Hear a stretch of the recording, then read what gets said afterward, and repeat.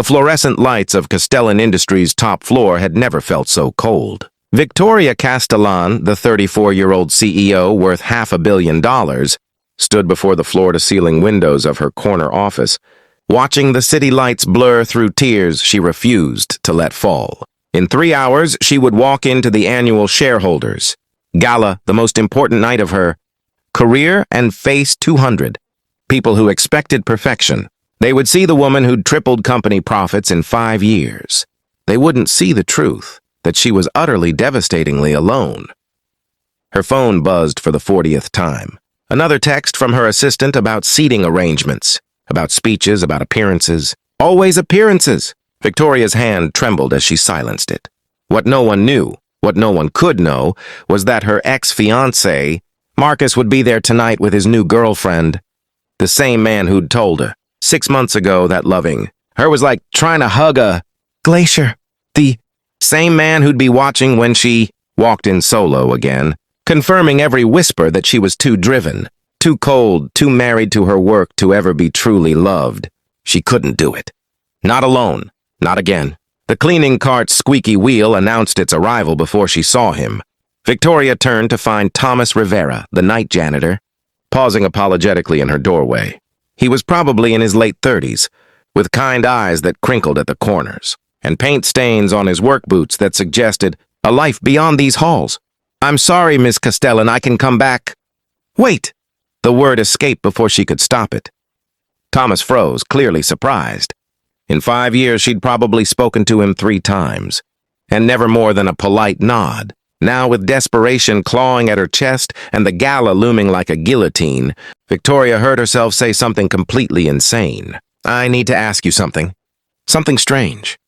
Thomas set down his spray bottle, his expression shifting to concern. "Are you okay, ma'am?" No. The honesty surprised them both. Victoria's carefully constructed walls cracked. "I have a gala tonight. My ex will be there with someone new, and everyone will be watching me walk in alone. And I just..." She pressed her fingers to her temples. "I know this is crazy, but I'll pay you. $5,000. All you have to do is pretend you love me for 10 minutes. Walk me into that gala, smile at me like I matter, and then you can leave. 10 minutes. The silence stretched so long, Victoria wanted to disappear. What was she thinking? This was insane. This was... "I won't take your money," Thomas said quietly. Victoria's heart sank. Of course. She'd overstepped, insulted him, revealed herself as the desperate, pathetic... "But I'll do it." Her head snapped up. Thomas was watching her with those gentle eyes, and there wasn't pity there. There was something else. Understanding, maybe. "Why?" she whispered. A sad smile crossed his face. "Because I know what it's like to feel invisible, and because nobody should have to face their fears alone." 2 hours later, Victoria barely recognized the man standing beside her limousine. Thomas wore a borrowed suit from the company's executive locker room, and though it was slightly too large in the shoulders, he wore it with quiet dignity. But it wasn't the clothes that transformed him. It was the way he looked at her when he offered his arm. "You look beautiful," he said simply, and something in Victoria's chest cracked open. "You don't have to. We're not inside yet." "I'm not pretending." His voice was steady, honest. "You do look beautiful. And scared. And human. It's the most real I've ever seen you." The gala's entrance loomed before them, cameras flashing, voices rising. Victoria's breath shortened. She couldn't do this. She couldn't... Thomas's hand covered hers on his arm, warm and solid and real.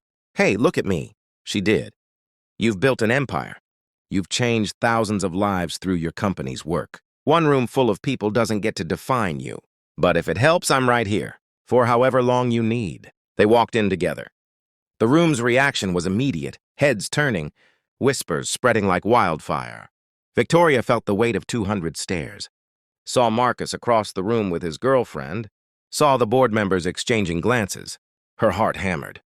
This was a mistake. This was... Thomas leaned close, his breath warm against her ear. "Did you know your company's scholarship program put my daughter through her first year of college?" His voice was low, meant only for her. "Emma, she's studying engineering. First person in our family to go to university. She talks about you like you're a superhero." Victoria's eyes widened. I didn't know." You wouldn't. You helped hundreds of kids. But Emma's my world. And you gave her a chance when her mom passed and we had nothing.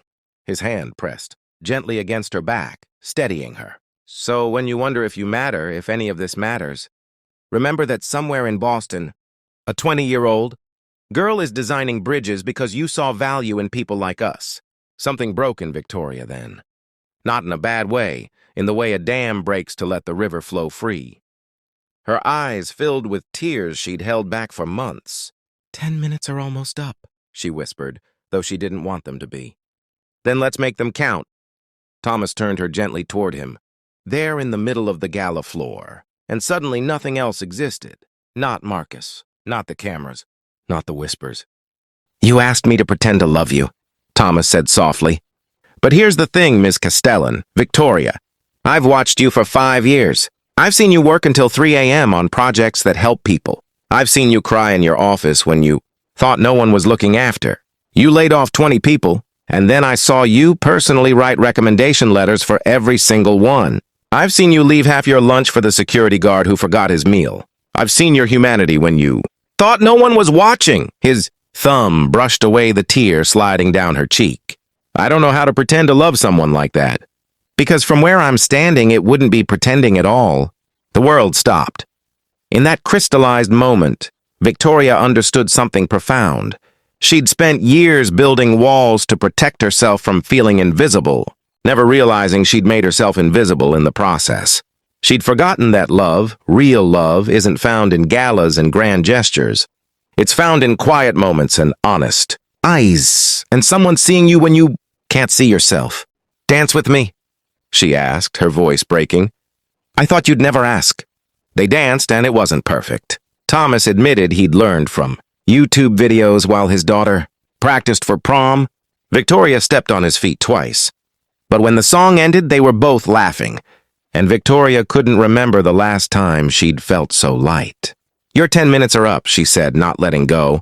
Thomas smiled. What if I don't want to leave? Then stay.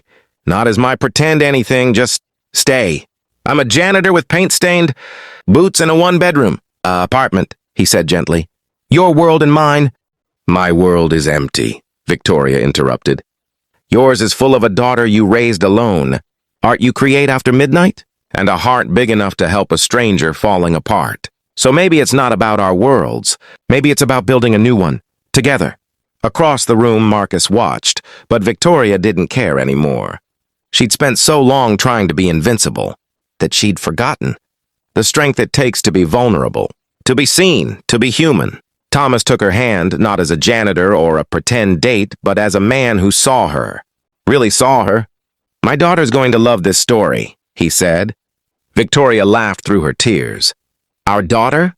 If you'll let me meet her, she'd love that. Fair warning, though, she's tougher than any board of directors you've ever faced. Good, Victoria whispered. I could use more people in my life who keep me honest.